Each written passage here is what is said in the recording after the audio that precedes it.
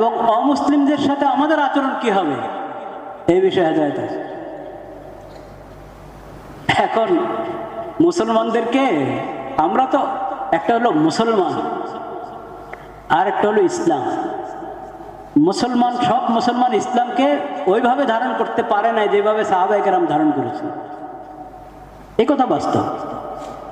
তাবি তবে দাবি আল্লাহ নেক বান্দারা যেভাবে ইসলামকে ধারণ করেছেন, নিজের জিন্দেগিতে ইসলামকে বাস্তবায়ন করেছেন, নবী করিম সাল্লাল্লাহু আলাইহি ওয়াসাল্লাম সিরাতকে বাস্তবায়ন করেছেন, ওরকম সবাই পারে না, এই কথা ঠিক আছে।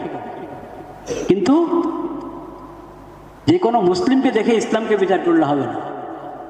তো যাই হোক, এমনি আমাদের মুসলমানদের মধ্যে যে দুর্বলতা আছে সেই দুর্বলতা ছাড়াও এমনি কেন জানি অনেক মানুষের ইসলামের সাথে একটা শত্রুতা